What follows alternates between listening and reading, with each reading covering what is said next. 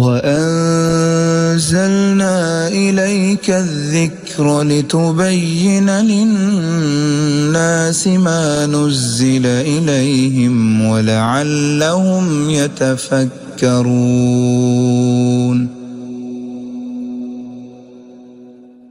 اگلا پوائنٹ آج کا یہ ہے کہ قرآن مجید کے جو موضوعات ہیں وہ کون سے ٹاپک ہیں قرآن مجید میں جس پہ بات کی گئی ہے، کون سے موضوعات ہیں، یہ والا پوائنٹ بیان کرنا ہے۔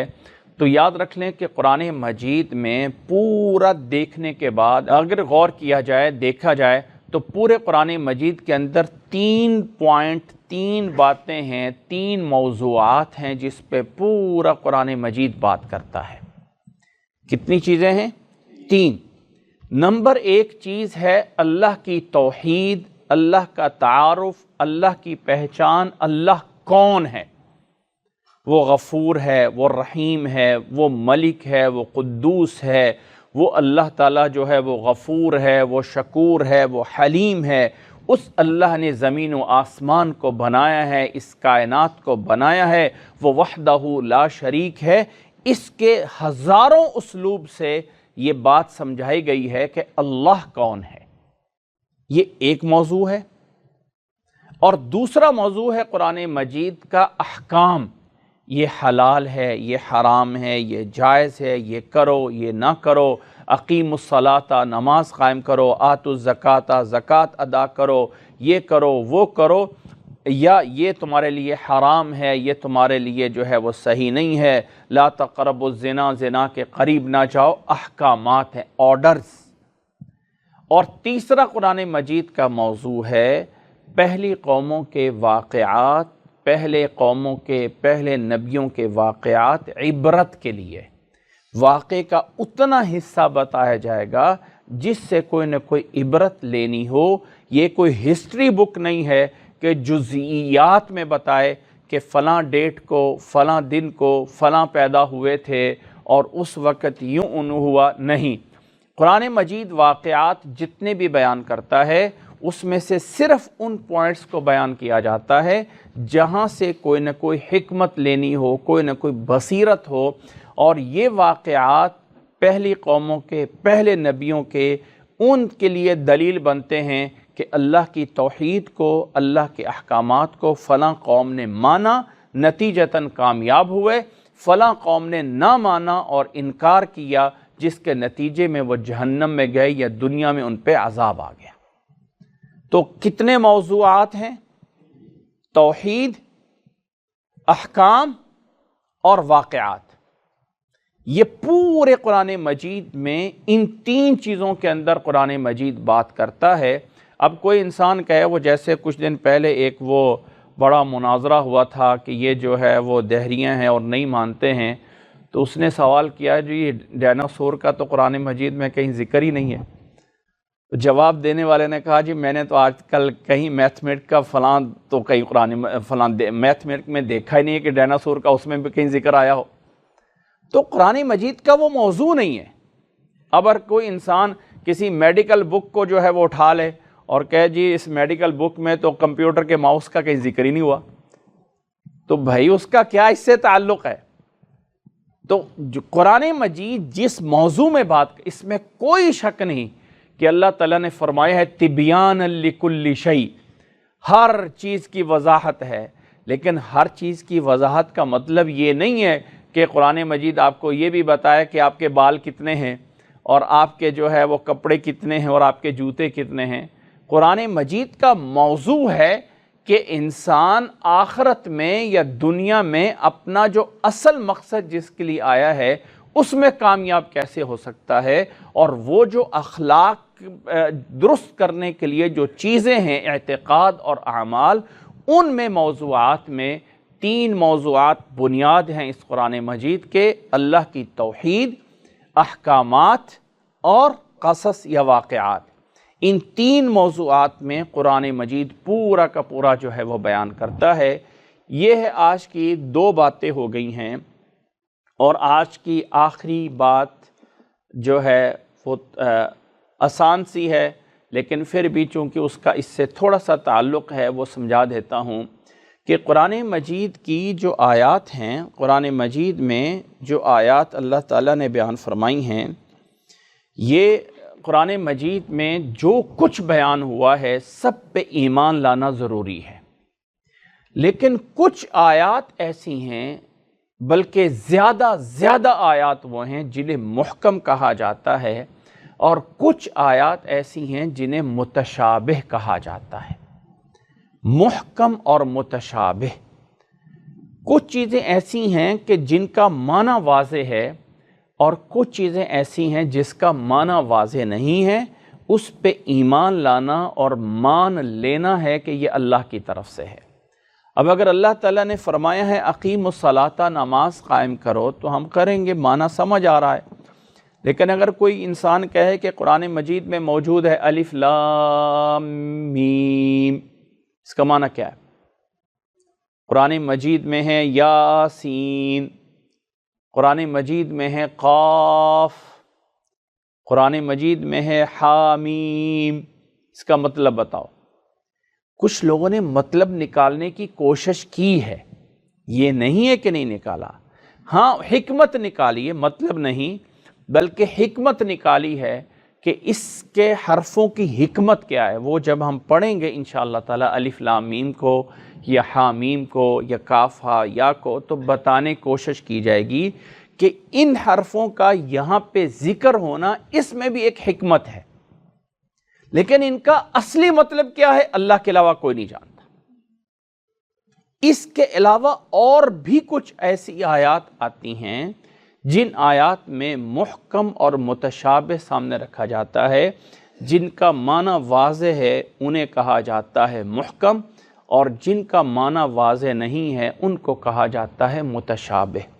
قرآن مجید میں سورۃ آل عمران میں اللہ تعالیٰ نے فرمایا ہے هُوَ الَّذِي أَنزَلَ عَلَيْكَ الْكِتَابَ مِنْهُ آیَاتٌ مُحْکَمَاتٌ، وہ ذات، وہ اللہ ہے جس نے نازل کی ہے آپ پہ کتاب، منہ آیات محکمات، اس میں آیات ہیں جو محکم ہیں، محکم کا معنی واضح ہیں، بالکل کلیئر ہیں، ان پہ عمل کیا جائے گا، اور فرمایا ہن ام الکتاب، یہی اصل کتاب ہیں، وَأُخَرُ مُتَشَابِہَاتٌ، اور کچھ دوسری آیات ہیں جو متشابہ ہیں۔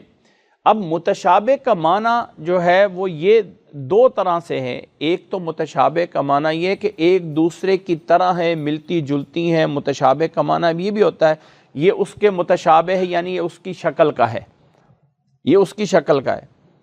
اور یہاں پہ متشابہ کا معنی یہ بھی ہے کہ اس کا مفہوم اتنا واضح نہیں ہے جتنا ہونا چاہیے تھا۔ تو اللہ تعالیٰ نے فرمایا کہ کچھ آیات جو ہیں وہ متشابہات میں ہیں، فَأَمَّا الَّذِينَ فِي قُلُوبِهِمْ زَيْغٌ، جن کے دلوں میں ٹیڑھ پن ہوتا ہے، فَيَتَّبِعُونَ مَا تَشَابَهَ مِنْهُ، وہ پیچھے لگتے ہیں ان آیات کے جو متشابہ ہوتی ہیں، ابتغاء الفتنہ، فتنے کو چاہتے ہوئے، وابتغاء تأویلہ، اور ان کی تفسیر کو تلاش کرتے ہوئے، وَمَا يَعْلَمُ تَأْوِيلَهُ إِلَّا اللَّهُ، حالانکہ ان کی تعویل اور حقیقت اللہ کے علاوہ کوئی نہیں جانتا۔ وَالرَّاسِخُونَ فِي الْعِلْمِ، اور علم میں جو راسخ لوگ ہوتے ہیں، یقولون آمنا بہ، وہ یہ کہتے ہیں کہ ہم اس پہ ایمان لے آئے، ہم اس پہ ایمان لائے، کل من عند ربنا، یہ سب کچھ ہمارے رب کی طرف سے ہے، وما یذکر الا اولو الالباب، اور یہ نصیحت نہیں حاصل کرتے مگر وہی لوگ جو عقل والے لوگ ہوتے ہیں۔ تو اس آیت میں اللہ تعالیٰ نے بتا دیا ہے کہ قرآن مجید میں محکم اور متشابہ ہے۔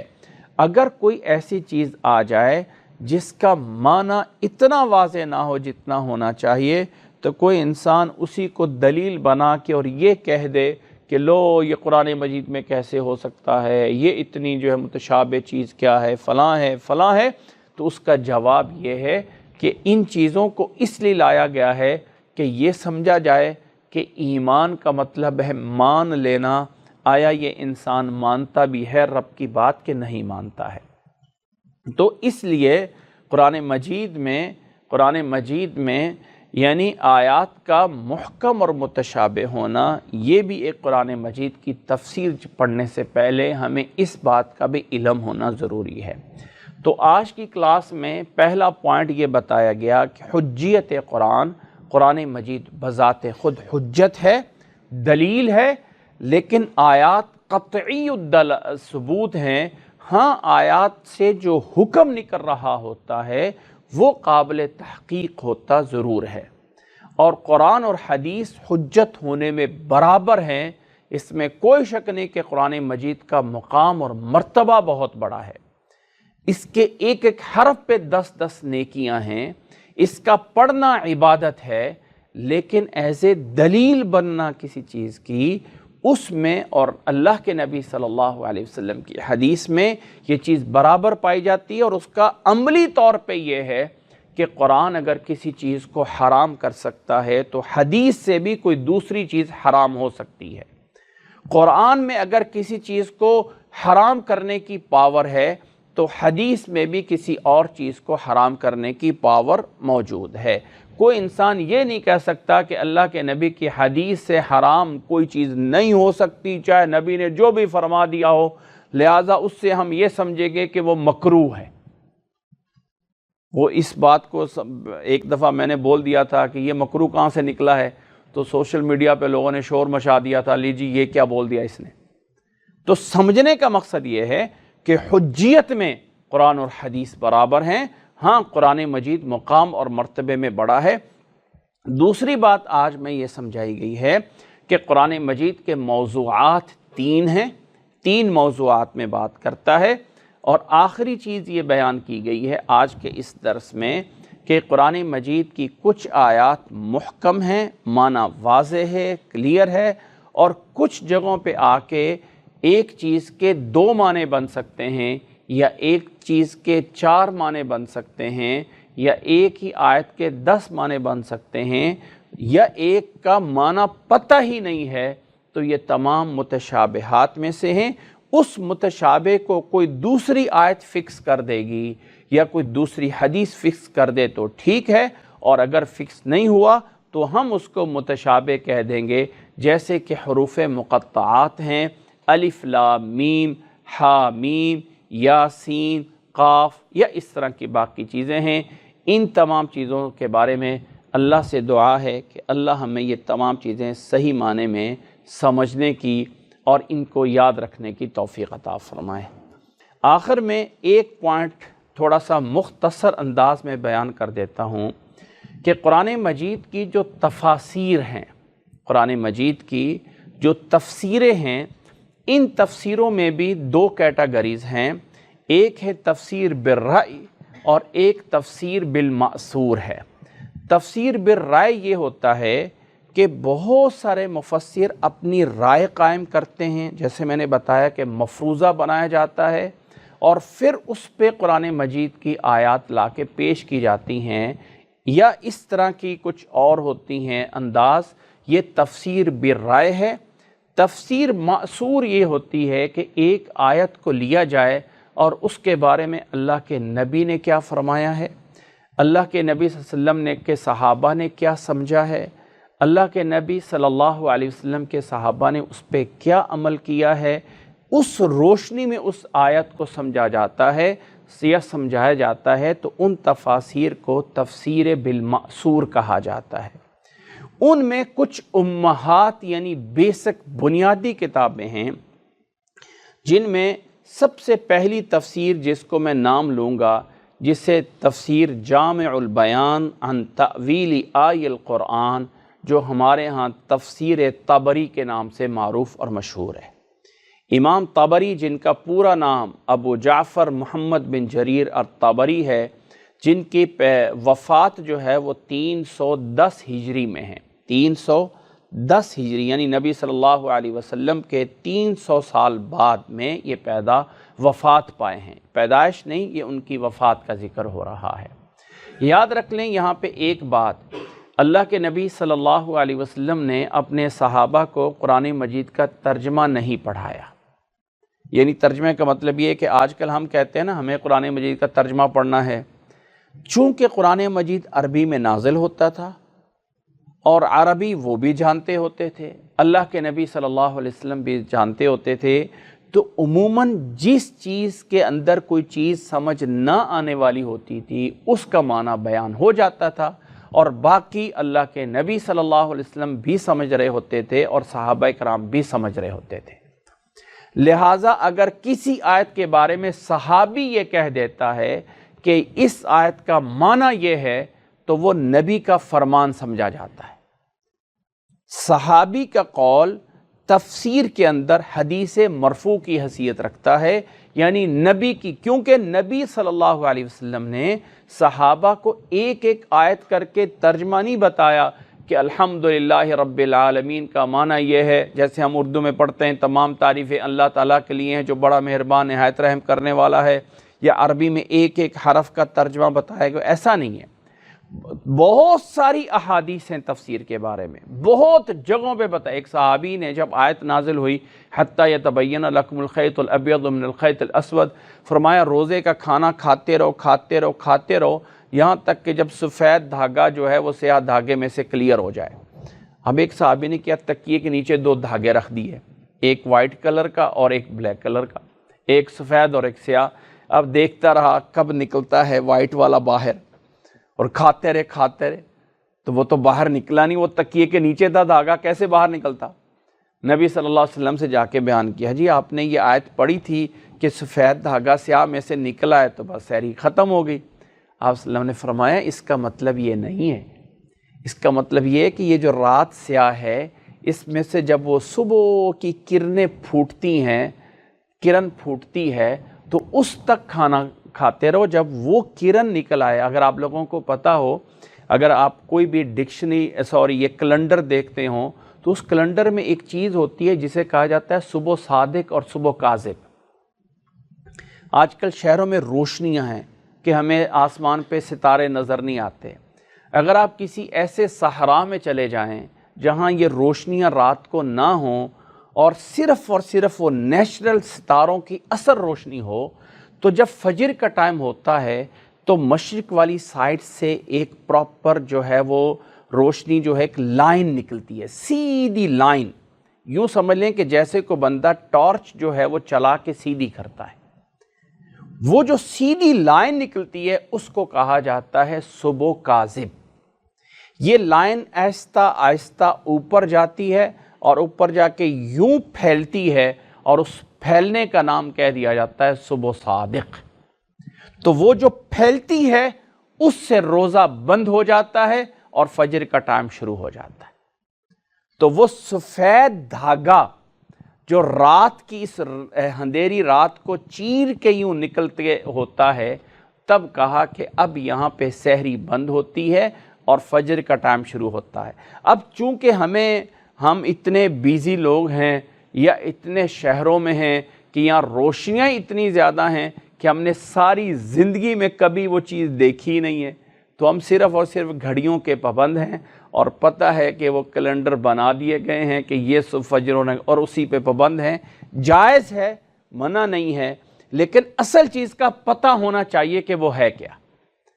کسی صحرا میں کسی گاؤں میں چلے جائیں جہاں دور دور تک روشنیاں نہ ہوں، اور پھر آپ فجر کا ٹائم دیکھنا شروع کریں کہ آج میں نے صبح صادق اور صبح، جیسے ہم ہلال یعنی چاند کے نکلنے کے لیے دیکھ لیتے ہیں کہ ہم نے خود دیکھنا ہے، تو ایسے ہی ہے ہم اس صبح صادق اور صبح کاذب کو جو ہے وہ دیکھ سکتے ہیں کہ وہ ایسے۔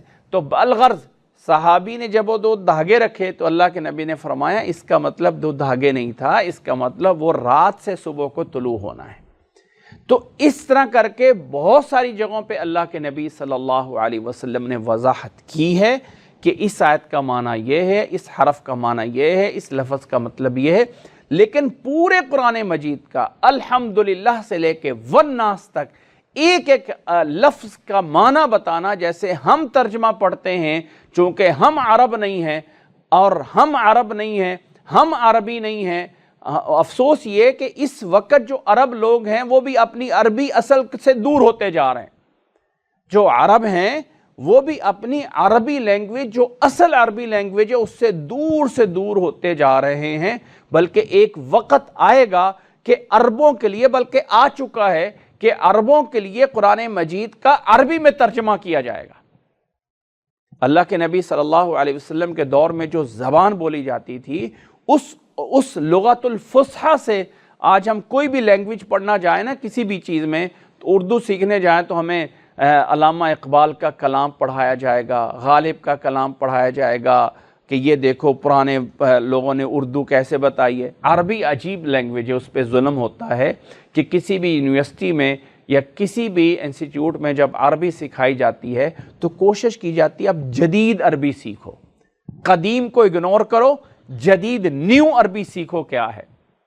تو بلکہ ابھی تو شاید آپ لوگوں کو پتہ ہو کہ ایجپٹ میں یا ان جگہوں پہ ایسی تحریکیں بھی چل رہی ہیں جو یہ دعویٰ کرتے ہیں کہ عربی بھی رومن میں لکھی جائے، ABC میں عربی بھی اسی میں لکھنا دیا جائے، الف با تا چھوڑو اور اس کو ABC میں عربی لکھو۔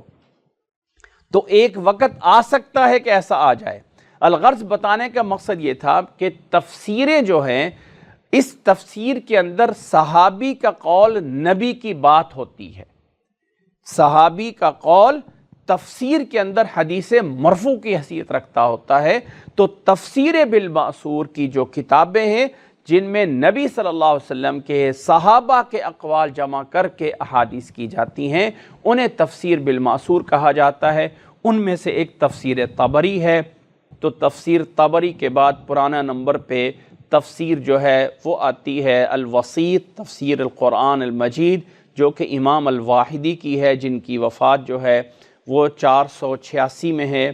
اسی طرح تفسیر القرآن لابی ظفر ابی المظفر السمعانی، جن کی وفات جو ہے وہ 489 میں ہے۔ اور اسی طرح معالم التنزیل، جو کہ تفسیر بغوی کے نام سے مشہور ہے، جن کی وفات جو ہے وہ 516 ہجری میں ہے۔ اسی طرح جو ہے ایک تفسیر المحرر الوجیز فی تفسیر القرآن العزیز، جو ابن عطیہ الاندلسی کی ہے، جن کی وفات جو ہے وہ 546 میں ہے۔ اسی طرح ایک تفسیر زاد المسیر فی علم التفسیر ابن جوزی کی ہے، جن کی ابن جوزی کی وفات جو ہے وہ 596 ہجری میں ہے۔ اسی طرح ایک تفسیر رموز الکنوز فی تفسیر الکتاب العزیز للحافظ عبد الرزاق الرصعینی الحنبلی، جن کی وفات 661 ہجری میں ہے۔ یہ اس انداز سے ہے کہ پرانے سے نئے کی طرف آ رہے ہیں۔ اسی طرح انوار التنزیل و اسرار التعویل جو ہے امام بیضاوی کی ہے، جن کی وفات جو ہے وہ 685 میں ہے، یا کچھ لوگوں نے کہا ہے 691 میں ہے ان کی وفات۔ اور اب آتی ہے وہ کتاب جو سب سے زیادہ مشہور ہے، جس کو ہم تفسیر ابن کثیر کے نام سے جانتے ہیں۔ حافظ ابن کثیر کی یہ کتاب، یہ حافظ ابن کثیر کی وفات جو ہے وہ 774 ہجری میں ان کی وفات ہے۔ ان کی کتاب کو بہت بڑی شہرت ملی ہے، تفسیر ابن کثیر کو، جس کا اصل نام ہے تفسیر القرآن العظیم، تفسیر القرآن العظیم، اور تفسیر ابن کثیر کے نام سے معروف ہے۔ یہ کتاب اپنے اندر بہت ساری خوبیاں رکھتی ہے۔ افسوس یہ ہے کہ اس کتاب کا ترجمہ کرنے والے اردو میں یا انگلش میں کتاب کا جو انداز ہے اس کو نہیں سمجھ سکتے۔ امام ابن کثیر کا انداز یہ ہے کہ وہ ایک آیت لے کے آتے ہیں، اس آیت کا مفہوم بیان کرتے ہیں، پھر اس کے بارے میں صحابہ کرام اور تابعین کی رائے پیش کرتے ہیں، اور آخر میں جا کے ایک چھوٹا سا ورڈ بول دیتے ہیں، اور وہ ہے قیلہ، کہ اس آیت کے بارے میں مزید یہ کہا گیا ہے۔ اور کہا گیا ہے کے بعد پھر بہت ساری باتیں ادھر ادھر کی ذکر کر دیتے ہیں، اور لوگ وہ باتیں اٹھا لیتے ہیں اور کہتے ہیں لو یہ چیز تو ابن کثیر نے نقل کی ہے جی۔ او بھائی، اس نے تو رد کرنے کے لیے کی ہے، اس نے کس ویلیو سے کی ہے، اور آپ حوالہ دے رہے ہو ابن کثیر نے یہ بات کہی ہے۔ تو ابن کثیر رحمہ اللہ تعالی جو بات نقل کرتے ہیں وہ اوپر ہوتی ہے۔ اب قیلہ سے جو ذکر کیا ہوتا ہے وہ بہت ساری ایسی موضوعات، من گھڑت روایات بھی موجود ہوتی ہیں، جھوٹے واقعات بھی موجود ہوتے ہیں، لیکن وہ یہ کہنا چاہتے ہیں کہ لوگوں نے اس کے بارے میں یہ کہا ہوا ہے، سچ ہے جھوٹ ہے میں اگنور کرتا ہوں، میرا حق تھا آگے آپ تک سند کے ساتھ بات پہنچا دی ہے، فلانے نے یہ کہی ہے۔ آپ کی مرضی، آپ اس کی تحقیق کر لو صحیح ہے غلط ہے۔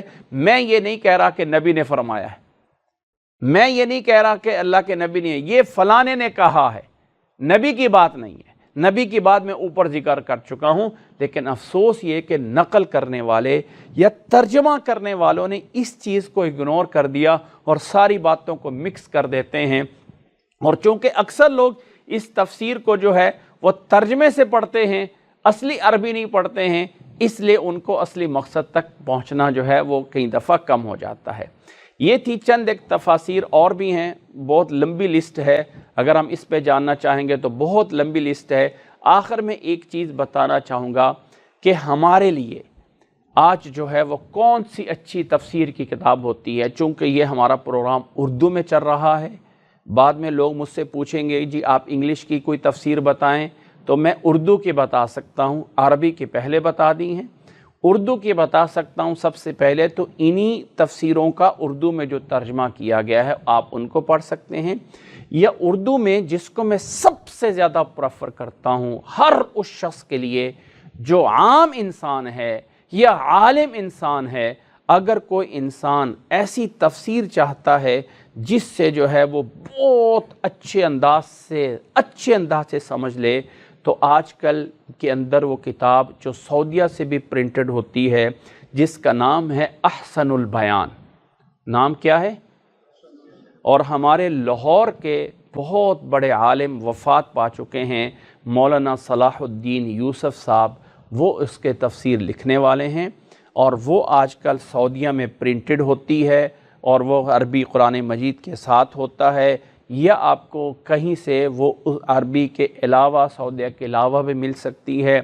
آپ اگر سمجھتے ہیں کہ مجھے ایک ایسی تفسیر چاہیے جس میں مجھے اچھا ترجمہ مل جائے اور ایسی تفسیر مل جائے جو عمل کرنے میں لحاظ سے پوری ہو، تو یہ ایک بہت اچھی کتاب ہے جس کا نام احسن التفسیر ہے۔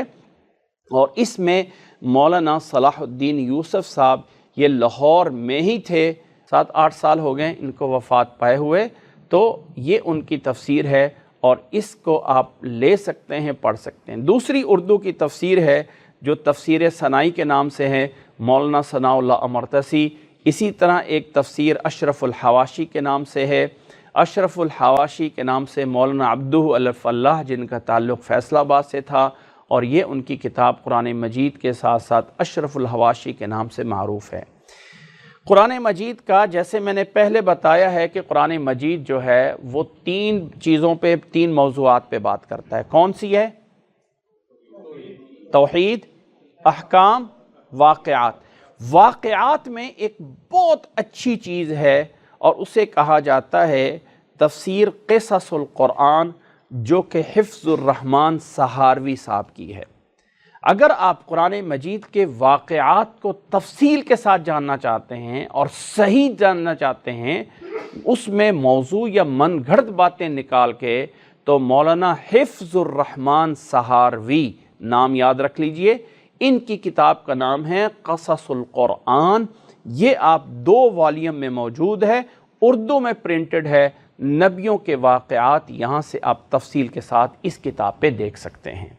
اور آخر میں ہمارے استادوں کے استاد ہیں جن کی تفسیر القرآن مولانا عبدالسلام بھٹوی صاحب ہیں، ان کی کتاب ہے، آپ اس کو جو ہے وہ دیکھ سکتے ہیں۔ یہ ہیں وہ اردو کی تفاسیر جن کے اوپر ہم انحصار کر سکتے ہیں یا جن کو جو ہے وہ لکھ سکتے ہیں۔ مجھے آپ اگر کہہ دیں گے کہ ان میں سے آپ کس کو 10/10 نمبر دیں گے، تو میں سب سے پہلے احسن البیان کو دوں گا۔ ہاں باقی ہر ایک عالم کی تفسیر ہے، سب کے اوپر جو ہے وہ اعتماد ہے، لیکن جس سے آپ کو بہت اچھی تسلی اور تشفی ہو سکتی ہے، میں سمجھتا ہوں آج ہر مسلمان کے گھر میں احسن البیان ہونی چاہیے۔ آپ کے گھر میں، فیملی میں خود بھی اس کو پڑھیں۔ جب آپ اس کو پڑھیں گے تو قرآن مجید کی آیات کا اسلوب، انداز، مفہوم انشاءاللہ تعالی پوری طرح جو ہے وہ سمجھ آتا رہے گا۔ اللہ ہمیں یاد رکھنے کی توفیق عطا فرمائے اور اللہ تعالی ہمیں آگے جو ہے وہ پہنچانے کی توفیق عطا فرمائے۔ جزاکم اللہ احسن الجزاء وآخر دعوانا ان الحمد للہ رب العالمین۔ أنزلنا إليك الذكر لتبين للناس ما نزل إليهم ولعلهم يتفكرون